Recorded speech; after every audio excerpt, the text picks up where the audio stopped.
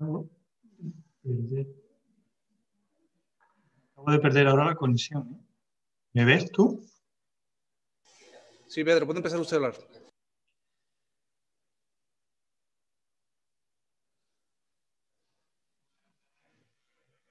A esta primera mesa de tabaquismo en el 46º Congreso de Neumosur, en este caso en formato virtual. Esperamos que podamos tener la ponencia y las comunicaciones del máximo nivel, como siempre en este congreso. Y tengo esta tarde la satisfacción de presentar una mesa sobre tabaquismo en la que van a intervenir el doctor Ignacio de Granda Oribe, del 12 de octubre, que todos ustedes conocen, implicado en el área de tabaquismo de CEPAL durante mucho tiempo, que nos va a hablar sobre los nuevos dispositivos de liberación de nicotina. Los nuevos dispositivos de liberación de nicotina que están tratando de introducirse ampliamente en el mercado.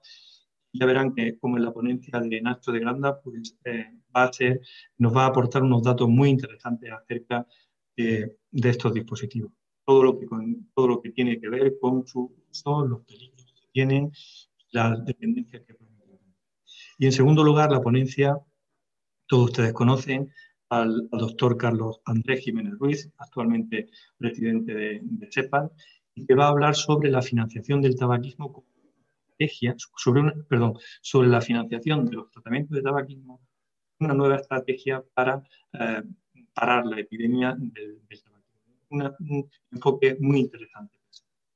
Y en cualquier caso, muchas gracias a los dos por sus ponencias, y tengo que decirles que tanto el doctor Jiménez Ruiz, por motivos de trabajo y de compromisos previos, no puede estar después de su ponencia para seguir acompañándonos en las posibles preguntas, y el doctor de Granda le han abierto una agenda con la que no contaba en su hospital esta tarde y tampoco le va a ser posible venir. Así que si tienen alguna pregunta al final, si yo puedo respondérsela de alguna forma, pues se lo haré, y si no, pues se las trasladaremos a los ponentes.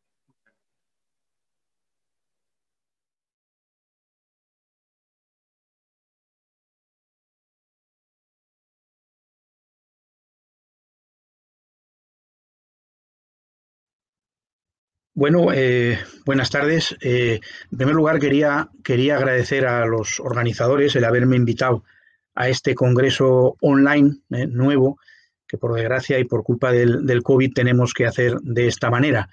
Lógicamente es más bonito tener al público delante y poder interactuar más con el público, pero bueno, es una manera de hacerlo y poder expresar aquello que quiero comentarles. Me encargaron hablar de los nuevos dispositivos de liberación de nicotina, su seguridad y su eficacia. Aquí les presento mis conflictos de intereses, y en la siguiente diapositiva les explico un poco el índice de esta charla, ¿no? Primero voy a hablar de los denominados heat not burn, es decir, son dispositivos que calientan el tabaco, eso es lo que ellos dicen, y no lo combustionan. Y voy a hablar de sus características, de la seguridad y de la eficacia de los mismos, y después, en un segundo término, de los cigarrillos electrónicos, sus características, su seguridad y su eficacia. Y acabaré con unas conclusiones. Bueno, en primer lugar, las características de los IQOS. IQOS es el acrónimo de I Quit Ordinary Smoking. Como ustedes pueden ver en la parte izquierda, tienen, por supuesto, una batería, tienen un microprocesador, una lámina a modo de filo afilada, que es donde entra el cigarrillo y es donde se calienta el cigarrillo. En la parte de abajo pueden ustedes ver la anatomía de este dispositivo, y que si nos fijamos un poquito más en sus partes, como pueden ver, tiene una parte D, vamos a llamarla D, que es el filtro de celulosa, igual que los filtros que se utilizan en los cigarrillos manufacturados. En segundo lugar, un filtro especial formado por un tipo especial de polímero, que es una mezcla y se conoce esto, epsilon caprolactona, láctico, pero el resto de componentes no se conocen exactamente, y lo que va a hacer es enfriar claramente al humo, al vapor que va a pasar al que está vapeando, ¿no? Luego hay un tubo de acetato que lo que hace es airear ese calor que viene del tabaco. Y por último tenemos el tabaco reconstituido, que es un tabaco seco en suspensión, 70% tabaco, pero también lleva humectantes como agua, glicerina, y lo que hace es favorecer la formación de ese aerosol, de ese calentamiento que se ha producido en el IQOS. Dentro de las características tenemos que hablar del marketing, es decir, el marketing que utiliza IQOS, que es de la empresa Philip Morris International, y se han gastado 4.000 millones en el desarrollo de este producto. Es un marketing perfecto, es un marketing muy glamuroso, muy atrayente, es un marketing que, si ustedes ven las fotos, se parece mucho a otros productos que se han vendido muy fácilmente de electrónica y también de café, ¿no?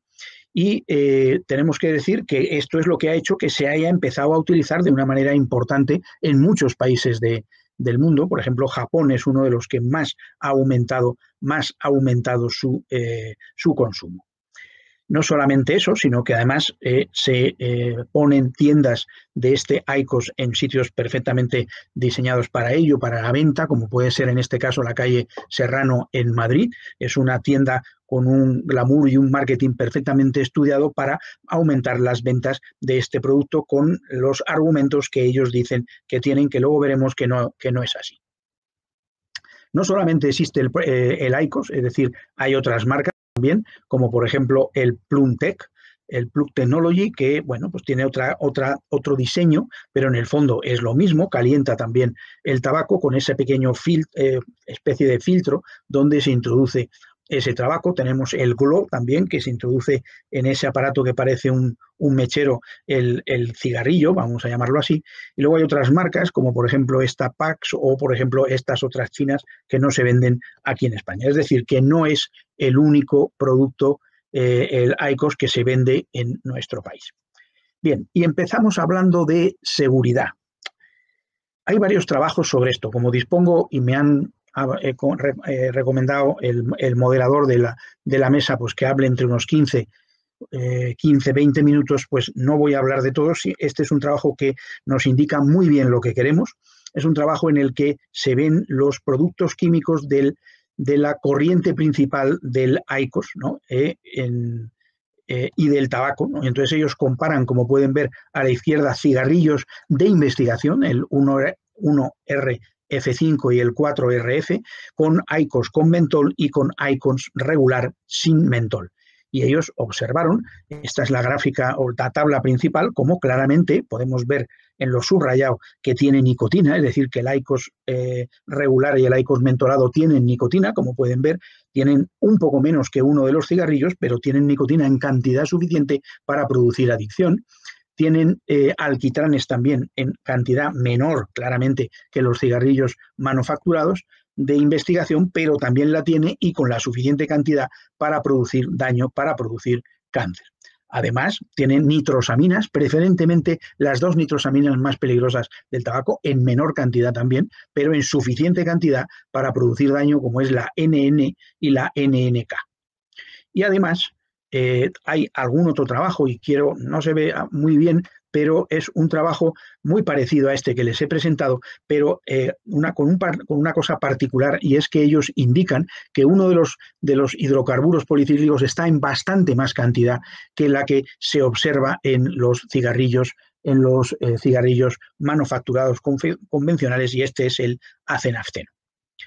Una de las formas de venta del marketing que ellos dicen es que calienta el tabaco, pero no lo quema y por lo tanto no es peligroso como tabaquismo de segunda mano, ¿no?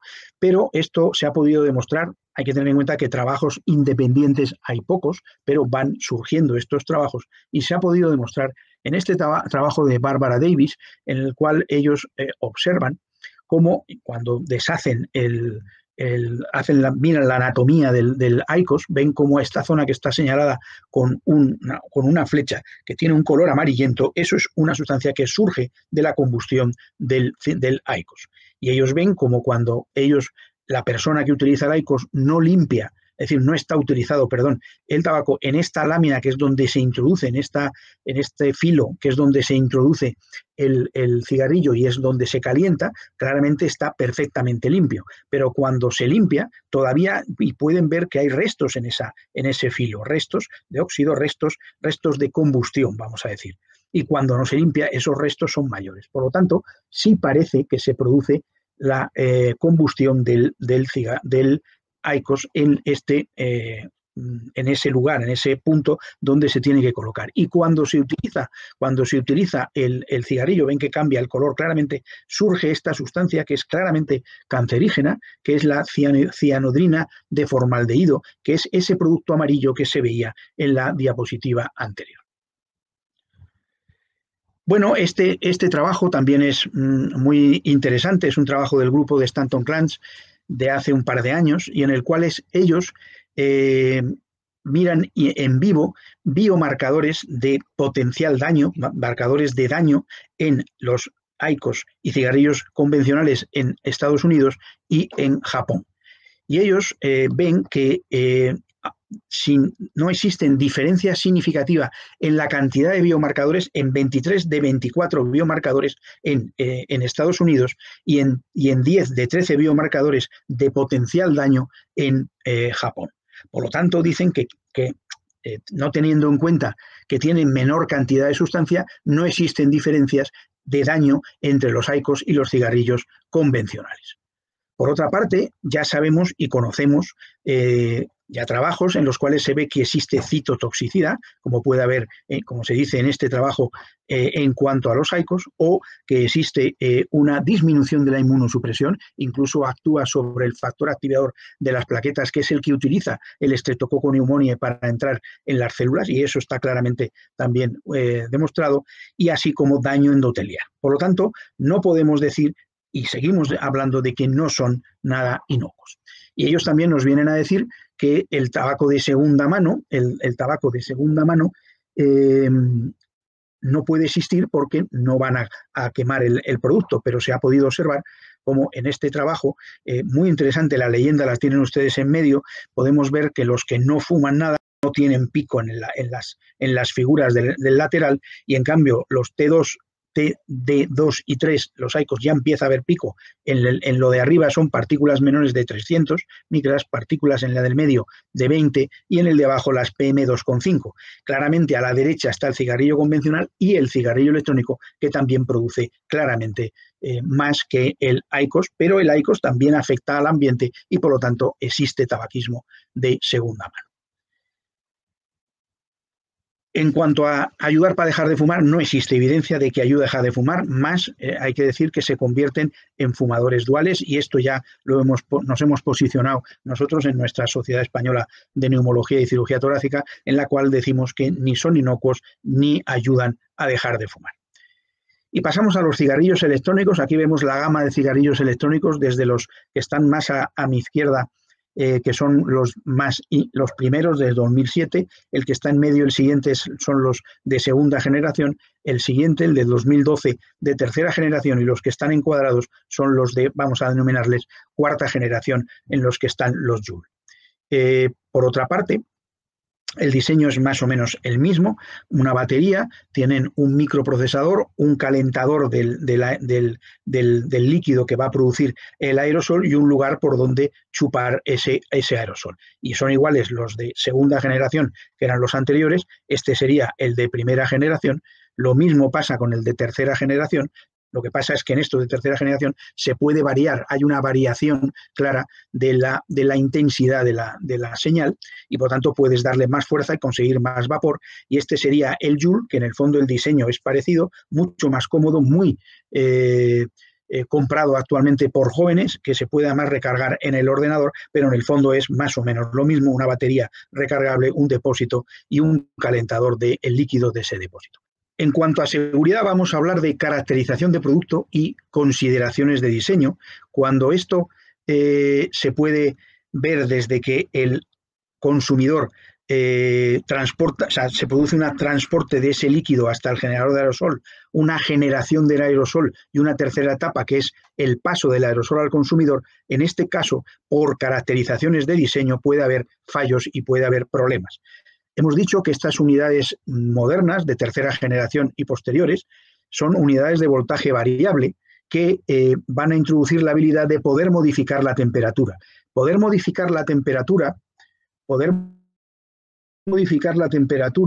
hace que se pueda conseguir una mayor generación de aerosol y se pueda conseguir unas partículas que van a ser más pequeñas, es decir, que va a haber más cantidad de líquido por unidad de volumen y esto hace que las partículas que van a existir en ese aerosol sean más pequeñas, con lo cual el daño y la toxicidad va a ser mayor. Por tanto, en este caso tenemos una variabilidad de rendimiento, no hay instrucciones para que la gente las siga, hay unas piezas intercambiables que pueden fallar y pueden además soltar sustancias, metales, preferentemente baterías de litio, ya sabemos lo importantes actualmente como la e-basura, lo que son las baterías de litio, que están por todas partes e incluso en nuestros suelos y pueden incluso estar en la planta del tabaco, y muchas veces el diseño es pobre y la calidad es baja. Por eso, dentro de estos productos, aunque se habló mucho de los de primera generación, también los de tercera y cuarta generación, sobre todo los de tercera, pueden calentarse, pueden combustionar y pueden explotar, como nos dice en esta gráfica, en esta figura que les pongo, ¿no? Preferentemente los daños que se han producido han sido a nivel del bolsillo, pero también puede ser del bolsillo donde lo guarda la persona, pero también puede ser cuando se está utilizando o en el estocaje, ¿no? Y se han podido dar lesiones como esta, lógicamente esta persona lo tenía en el bolsillo, o como esta, con una pérdida de sustancia importante a nivel de la pierna, y es un cigarrillo electrónico de tercera generación, o esta en la que la pérdida de sustancia en la mano utilizándolo es muy importante. Recientemente se ha publicado este artículo en New England en el cual se ve cómo le ha fracturado la mandíbula por haberle explotado en la boca y le ha quitado 2 dientes, o este otro en el que también ha perdido un diente. Y recientemente, hace escasamente un mes, se ha publicado este trabajo con un diseño de metaanálisis en el cual encuentran 41 casos o series de casos para poder comentar, y ellos ven que preferentemente son casos entre el 2016 y el 2020, infracomunicados, hay mucho infracomunicado. La edad media de las personas que le habían tenido daño es 30 años, preferentemente hombres. El 77% explotó en el muslo y 51% precisaron cirugía para la curación. Por lo tanto, pueden calentarse, pueden combustionar, ignición, y pueden explotar. ¿Qué sustancias tiene el cigarrillo electrónico en su interior? Bueno, pues tienen propilenglicol, que es un alcohol que puede irritar e inflamar las vías aéreas, la nicotina, que es la droga adictiva, la glicerina vegetal, que es el alcohol, carbonilos, formaldehído, acetaldehído y acroleína, que son sustancias cancerígenas, sustancias oxidantes y radicales tóxicos que pueden producir EPOC y enfermedad cardiovascular, y metales que incluso pueden surgir de las piezas que tiene, como el níquel, el cromo y el cadmio, que son cancerígenos también. Y aquí podemos resumir en esta figura esas sustancias, compuestos carbonilos como el formaldehído, acetaldehído y acroleína, nitrosaminas, las TSNA provenientes del tabaco, benceno y tolueno, que son compuestos orgánicos volátiles, materia particulada, y metales, como ya hemos comentado. ¿Y qué produce o qué se ha encontrado que producen las vías aéreas? Bueno, pues podemos ver, y en este trabajo nos resume muy bien, cómo hay efectos sobre el epitelio bronquial, con aumento de mucinas, con inflamación, aumento de citoquinas, a nivel también del epitelio nasal, a nivel de los vasos, y a nivel con modificación del esputo, lo cual va a producir y puede favorecer enfermedades. Ya hemos hablado del factor activador del receptor de plaquetas, lo que favorece la entrada del Streptococcus pneumoniae. Y no podemos dejar de hablar del brote de lesiones pulmonares asociado al uso de productos de cigarrillos electrónicos o vapeo en los Estados Unidos, que ahora quizás se hable ya menos de esto porque ha surgido lo del COVID, pero aquí en enero nos hacían un resumen de todos los casos y de sus características, preferentemente hombres jóvenes, una edad media de 24 años, y que han estado con una gravedad importantísima. Casi todos los casos se fijaron en esta temporada, finales y principios de este año, y se echó la culpa al acetato de vitamina E de ser la causa del efecto a nivel pulmonar de esto, ¿no? Este fue el primer trabajo que surgió en este sentido, donde nos hablaban de las características clínicas que tenían estos pacientes, y posteriormente se ha publicado este trabajo en el que nos dice claramente que es el acetato de vitamina E el culpable, 51 pacientes confirmados y otros probables, y comparado con 99 participantes sanos, y ellos analizaban la vitamina E, aceites de plantas, aceites de triglicéridos, aceite de coco, destilados de petróleo, etcétera, y ellos vieron claramente cómo en 48 de 51 que habían analizado había acetato de vitamina A, en uno había aceite de coco y en otro había limonelo, que es un terpeno que puede producir también daño. Pero preferentemente el acetato de vitamina E, el 94 de ellos tenía marihuana y tetrahidrocannabinol y nicotina el 64%. Un trabajo posterior, que es este, ha venido a decirnos y confirmar lo anterior, es decir, utilizan el acetato de vitamina E como diluyente y como espesante, y lógicamente produce daño. El escualano es un derivado de una grasa proveniente del tiburón y también puede producir daño a nivel pulmonar. Y aunque se publicó un trabajo previo con las lesiones pulmonares más importantes, posteriormente ha surgido que combina no solamente las lesiones a nivel de tomografía axial computerizada, de TAC de tórax, sino también nos habla de las lesiones a nivel anatomopatológico, preferentemente los macrófagos espumosos, neutrófilos espumosos y toda la alteración que se produce inflamatoria para que se dé la enfermedad.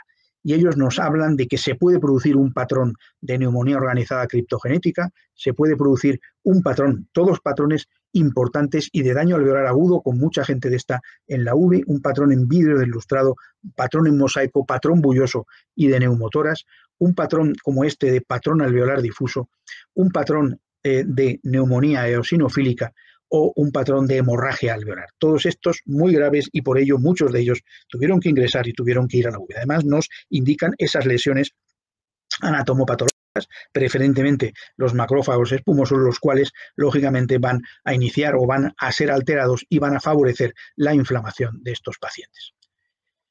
Pasamos ya, para acabar, a la eficacia. Bueno, se publicó una revisión Cochrane en el año 2016 con 2 trabajos solamente, y se nos decía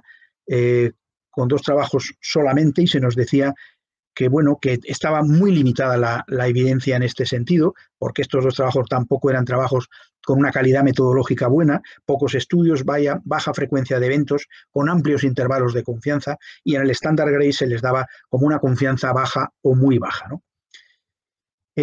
Posteriormente, tras ese, han surgido otros 2 trabajos. Este es el del grupo de Peter Hayek, que es un trabajo, bueno, aleatorizado, pero no está controlado con placebo ni doble ciego.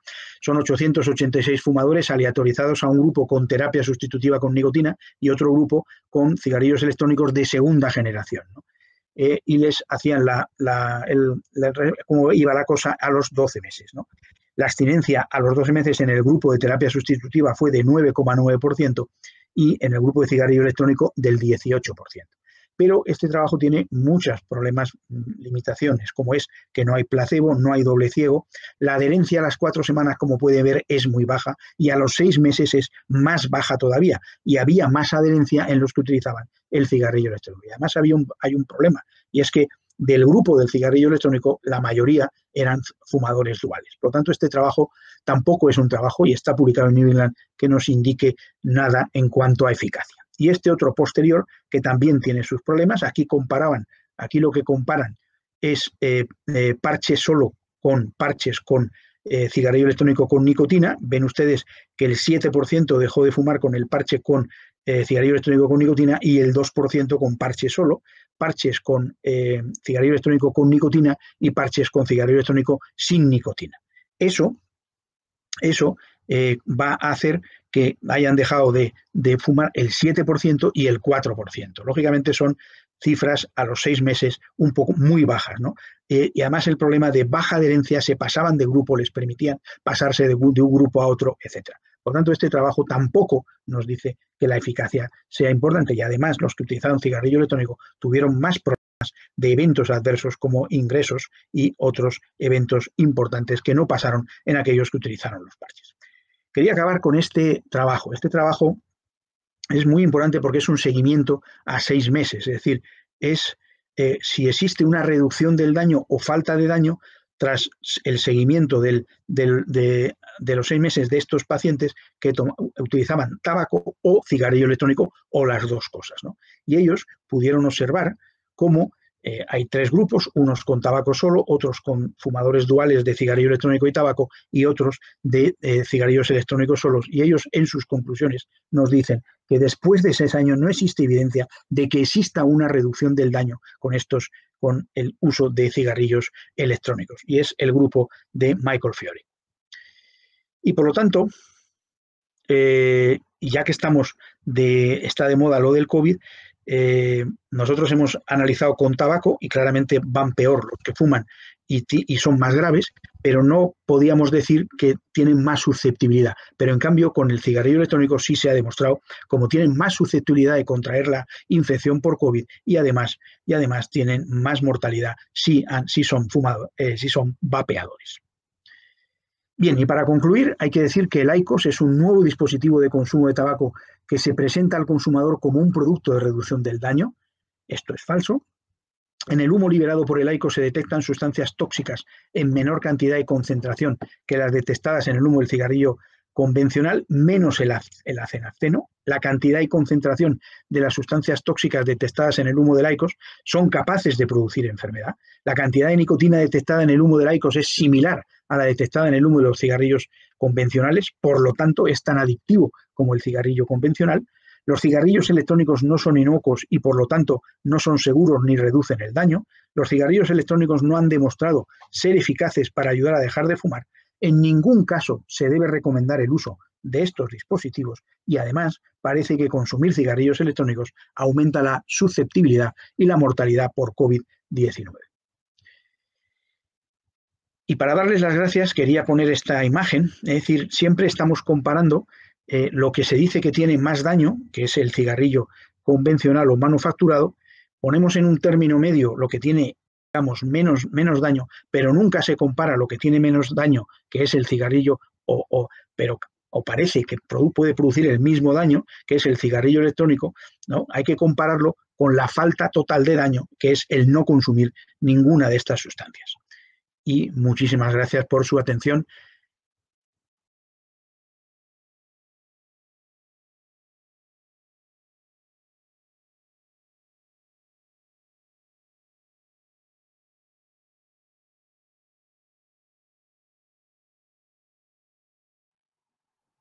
Primero de todo es agradecer a los organizadores del acto la amabilidad que han tenido por haberme invitado a participar en el mismo.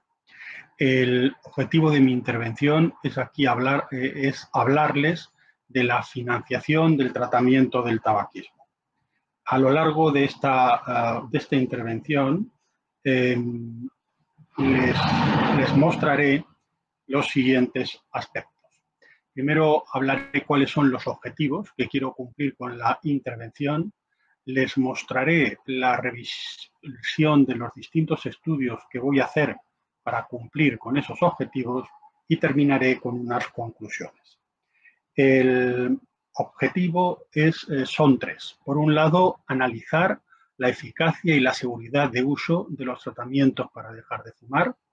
Por otro lado, analizar la relación coste-beneficio de los tratamientos para dejar de fumar. Y por último, analizar la financiación de los tratamientos del tabaquismo como una forma eficaz para combatir la epidemia del tabaquismo. Comenzamos por el primero, eficacia y seguridad de uso de los tratamientos para dejar de fumar. Para hablar de este aspecto voy a resumir 2 importantes estudios. Uno de ellos es el estudio Eagles, que es un estudio publicado en Lancet en el año de 2016 y que lo que pretende fundamentalmente es analizar la eficacia y la seguridad de uso de los tres más importantes fármacos para ayudar a dejar de fumar, la vareniclina, el bupropión y la terapia sustitutiva con nicotina, con exactitud los parches de nicotina, en un grupo de 8.000 fumadores, de los cuales 4.000 son fumadores sin patología psiquiátrica y otros 4.000 son fumadores con patología psiquiátrica. Es un estudio aleatorizado, controlado, doble ciego, con triple enmascaramiento y de 6 meses de seguimiento. Los resultados en cuanto a eficacia son los siguientes. En este primer cuadro ustedes pueden ver los resultados en cuanto a eficacia a los 6 meses de seguimiento en el grupo de fumadores sin patología psiquiátrica. Observen ustedes cómo vareniclina, bupropión y terapia sustitutiva con nicotina son más eficaces que placebo en todos ellos. Vareniclina triplica las posibilidades de dejar de fumar, bupropión las duplica y terapia sustitutiva con nicotina igualmente las duplica. Cuando comparamos tratamientos activos frente a tratamientos activos, vareniclina es más eficaz que parches de nicotina para dejar de fumar y vareniclina es más eficaz que bupropión para dejar de fumar. Sin embargo, no hay diferencias significativas entre bupropión y parches de nicotina. Esto es para el grupo de fumadores sin patología psiquiátrica. ¿Y qué ocurre en el grupo de fumadores con patología psiquiátrica? Pues miren ustedes, en el grupo de fumadores con patología psiquiátrica, nuevamente se observa que los 3 fármacos activos son más eficaces que placebo, que vareniclina es más eficaz que parches de nicotina y más eficaz que bupropión y que no hay diferencias significativas entre bupropión y parches de nicotina. Muy bien.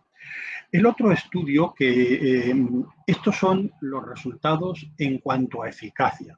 ¿Y qué ocurre en los resultados en cuanto a seguridad de uso?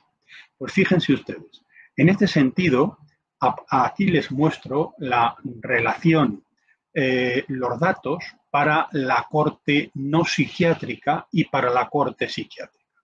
Para la corte no psiquiátrica, vean ustedes que no hay diferencias significativas en cuanto a efectos adversos neuropsiquiátricos entre vareniclina y placebo, entre bupropión y placebo y entre terapia sustitutiva con nicotina y placebo. Para la corte psiquiátrica pasa exactamente igual. No hay diferencias significativas entre los tratamientos activos y el placebo para efectos adversos neuropsiquiátricos. Pero ¿qué ocurre cuando comparamos tratamientos activos? Pues fíjense ustedes, cuando se comparan tratamientos activos, nuevamente, tanto para la corte no psiquiátrica como para la corte psiquiátrica, no aparecen diferencias significativas entre vareniclina y parches, entre bupropión y parches y entre vareniclina y bupropión, tanto para la corte no psiquiátrica como para la corte psiquiátrica. Muy bien.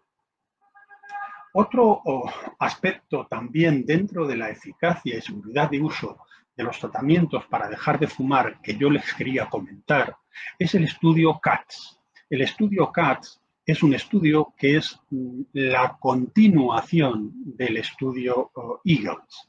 En el estudio CATS, los sujetos son... El objetivo fundamental del estudio CATS es analizar la seguridad cardiovascular en los 8.000 fumadores del estudio EAGLES, que son seguidos durante 6 meses, como les decía antes. Pero de esos 8.000 fumadores, más de 4.000 fueron seguidos hasta cumplir 12 meses de seguimiento y en estos sujetos se analizó la seguridad de uso desde un punto de vista cardiovascular. Y el análisis se hizo de acuerdo a lo siguiente. Se analizaron efectos adversos cardiovasculares severos, muerte por causa cardiovascular, infarto de miocardio e ictus. Efectos adversos cardiovasculares menores, empeoramiento o aparición de vasculopatía periférica, hospitalización, revascularización coronaria, arritmia cardíaca severa, ingreso por insuficiencia cardíaca congestiva. Pues bien, fíjense ustedes, no se evidenció incremento del riesgo de aparición de efectos adversos cardiovasculares severos o menores a lo largo del año de seguimiento. Muy bien, a continuación paso a la segunda parte de mi intervención, a hablarles a ustedes de la relación coste-beneficio de los tratamientos para dejar de fumar. Para analizar esta relación, voy a presentarles a ustedes dos estudios que hemos hecho en el área de tabaquismo de la Sociedad Española de Neumología y Cirugía Torácica, SEPAR. El primero de ellos es un estudio que realizamos en el año 2015 y que publicamos en la revista International Journal of COPD. En este estudio, lo que tratábamos era de analizar el impacto presupuestario de la financiación por parte del Sistema Nacional de Salud del tratamiento del tabaquismo en un grupo de fumadores con EPOC. Era un estudio de análisis de impacto presupuestario a 5 años vista. Tratábamos de ver a lo largo de esos 5 años cuántos fumadores con EPOC dejarían de fumar si los tratamientos estuvieran financiados, en tanto cuántos dejarían de fumar sin estar financiados y qué impacto presupuestario tendría ello. Pues fíjense ustedes, nuestros cálculos mostraban que si se financiaran los tratamientos del tabaquismo, 17.756 fumadores con EPOC intentarían dejar de fumar a lo largo de 5 años. Si no se financiaran, solo lo harían 1.303. Claro, al financiarse los tratamientos, más fumadores dejarían de fumar y, en consecuencia, pues un buen número de ellos disminuiría sus ingresos hospitalarios, la medicación que utilizan, las visitas a los médicos. Como consecuencia de eso, el Sistema Nacional de Salud ahorraría 48 millones de euros en un año. Pero también, al financiar los tratamientos del tabaquismo, se produciría un gasto en fármacos, en visitas a médicos, en visitas a las enfermeras, y quitando lo que se ahorra, esos 48 millones por el gasto, al final de los 5 años, el ahorro total sería de 4,3 millones de euros en 5 años. Esto sería en cuanto a este estudio que realizamos en el área de tabaquismo de SEPAR. Pero también hemos realizado otro estudio más recientemente, que está publicado en el British Journal of Surgery en este mismo año. En este estudio lo que hemos analizado es el impacto presupuestario de la financiación por el Sistema Nacional de Salud del tratamiento del tabaquismo en sujetos que van a ser sometidos a una intervención quirúrgica programada. Ustedes ya saben que cuando se deja de fumar, incluso aunque se deje de fumar 2, 3 semanas antes de ser sometido a una intervención quirúrgica, hay una mejoría, hay una disminución en las posibilidades de sufrir complicaciones cardiorrespiratorias como consecuencia de la anestesia. Hay también una disminución en las posibilidades de sufrir infección de la herida quirúrgica. y una disminución en los días de estancia hospitalaria post-cirugía. Es decir, que los fumadores que van a una intervención quirúrgica programada tienen un mejor pronóstico, los fumadores, que los fumadores. Entonces, es por esto por lo que dejar de fumar, aunque solo fuera 3 o 4 semanas antes de ir a esta intervención quirúrgica programada, supondría un beneficio no solo en salud, sino también en coste económico. Pues bien, ¿cuál fue el cálculo que nosotros hicimos en nuestro estudio? Pues fíjense ustedes, los resultados mostraban que al financiar el tratamiento del tabaquismo en este grupo de sujetos, muchos de ellos intentarían dejar de fumar, es decir, un 32%, en tanto que si no se financian, solo lo intentarían un 10%.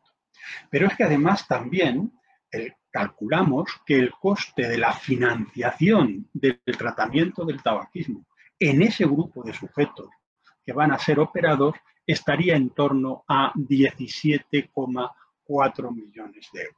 Pero lo más importante, fíjense ustedes, nosotros encontramos que en el cálculo de retorno de la inversión, para este caso, el retorno de la inversión sería de que por cada euro que se invierte en esta financiación, hay un retorno de 1,29 euros. Pues bien, a continuación pasamos ya a la tercera y última parte de mi intervención. En ella les voy a hablar de la financiación del tratamiento del tabaquismo como una forma de reducir el número de fumadores que están afectados, que hay el número de personas que están afectados por la epidemia del tabaquismo. Fíjense, les muestro los resultados de un metaanálisis publicado en el año 2017 en la Cochrane. Este metaanálisis analizaba el impacto de la financiación de los tratamientos para dejar de fumar en diferentes aspectos relacionados con los intentos de abandono. Por un lado, encontraba lo siguiente. Encontraba que la financiación completa de los tratamientos del tabaquismo incrementaría las tasas de abstinencia en un 77%. Pero fíjense, la financiación parcial también incrementaría las tasas de abstinencia, solo que en un 27%. Hay otro dato muy relevante. No había diferencias significativas entre la financiación completa y la financiación parcial. Así que este fue un aspecto que se analizó en este metaanálisis, las tasas de abstinencia. Pero también se analizaron otros aspectos. Uno de ellos fue precisamente el número de fumadores que hace un intento por dejar de fumar. Y fíjense ustedes, se comprobó que la financiación completa incrementaría en un 11% el número de fumadores que hace un intento por dejar de fumar. Pero, dato de bastante interés, la financiación parcial no tendría efecto en cuanto a incrementar el número de sujetos que hacen un intento por dejar de fumar. Otro dato que también se analizó fue la utilización de fármacos para dejar de fumar. Y fíjense ustedes, la financiación completa incrementaría el uso de fármacos para dejar de fumar en un 79%, en un 80% casi. Y la financiación parcial también incrementaría el uso de fármacos para dejar de fumar, pero fíjense ustedes, en solo un 15%. Luego, como principales conclusiones de la charla que yo les he ofrecido, son las que a continuación les expongo. Primero, los tratamientos farmacológicos del tabaquismo son eficaces y seguros para ayudar a dejar de fumar. Segunda, los tratamientos farmacológicos del tabaquismo tienen una excelente relación coste-beneficio. Y tercera, la financiación del tratamiento del tabaquismo lleva a que un mayor número de fumadores haga intentos por dejar de fumar, a que un mayor número de fumadores utilice los fármacos para dejar de fumar y a que un mayor número de fumadores deje de fumar. Pues nada más. Esto es todo lo que yo les quería contar. Muchas gracias por la atención que me han prestado.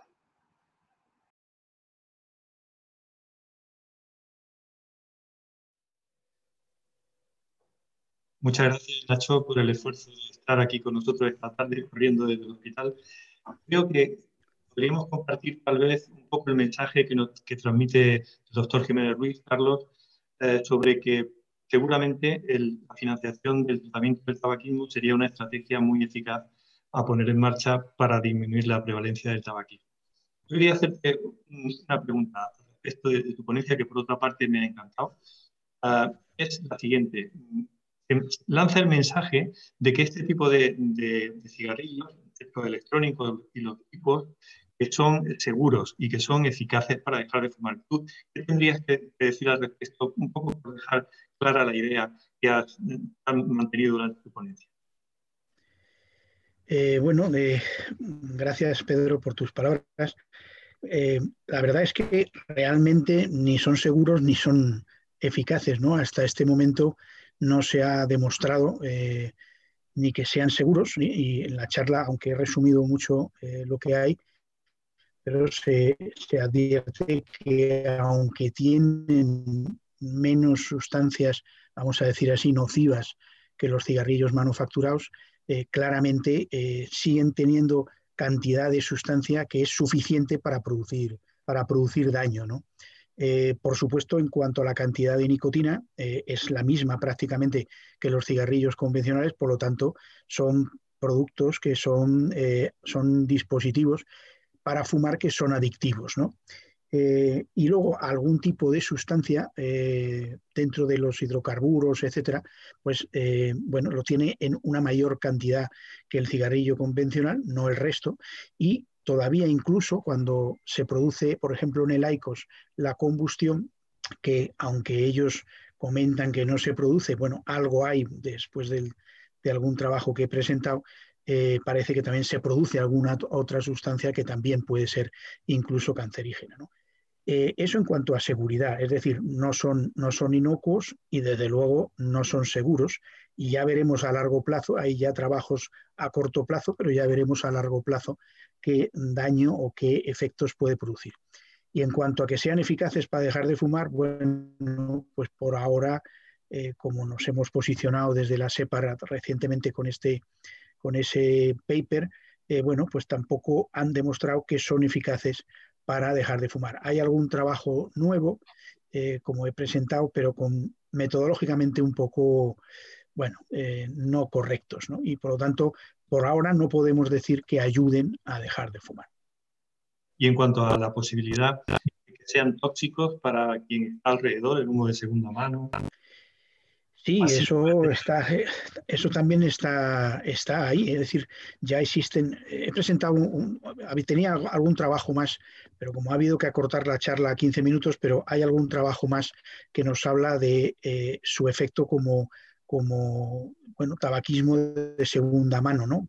He presentado un trabajo que me llamó mucho la atención y me gustó mucho, que está hecho en coches, ¿no? Dentro del interior de los coches, ¿no? Y claramente es muy llamativa las curvas que he presentado de ese trabajo, ¿no? En los que claramente bueno, pues afecta como un contaminante de un espacio interior de segunda mano. Pero no solamente eso, sino que ya hay estudios de tabaquismo de tercera mano, con cigarrillo electrónico preferentemente, ¿no?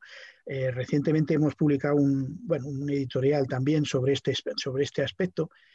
Digamos que siempre se ha echado la culpa al tabaco de segunda mano, y la tiene, pero eso de segunda mano se deposita sobre las superficies, ¿no? Y probablemente tiene una gran importancia, si no más, que como contaminante de espacios interiores, lo que es el tabaquismo de tercera mano, ¿no? Y eso, bueno, pues ahí está, ¿no? Y me preguntas por segunda mano, pero también incluso como contaminante de espacios exteriores, ¿no? Porque ya sabemos que también contiene estos elementos raros de la Tierra, los rare earth elements, que son metales pesados y que se ha demostrado ya que no solamente existen en los cigarrillos convencionales, sino también en los cigarrillos electrónicos, que además tienen una pila de litio, que es un contaminante importante del medio ambiente, ¿no? Como acabamos de ver, y eso la verdad son impactantes las imágenes que has puesto del artículo este en el que se ve cómo han estallado y las lesiones que producen. Sí, eso es muy llamativo, ¿no? Eso la verdad es que entra dentro de la seguridad del producto en cuanto a cómo lo producen, ¿no? Y son muy llamativas porque yo pensaba, cuando me hice esta charla, yo pensaba que sobre todo aquello de las explosiones era sobre todo con los de primera generación, ¿no? Pero claramente en este caso son con los de tercera e incluso cuarta generación, ¿no? Y bueno, está claro dónde explotan, ¿no? Y por qué, ¿no? Y ese círculo en el que se va calentando y que al final esto es inestable y puede llegar a explotar, ¿no? Con unos destrozos en esas personas muy grandes, ¿no? Bien, pues muchísimas gracias, Nacho. Muchas gracias por tu ponencia, por el esfuerzo que ha hecho al estar a tiempo con nosotros para un par de preguntas, y muchísimas gracias por tu presentación. Gracias también a Carlos, ya se las transmitiré personalmente en cuanto pueda, y damos por terminada la mesa de trabajo. Muchas gracias. Muchas gracias, Pedro. Un placer.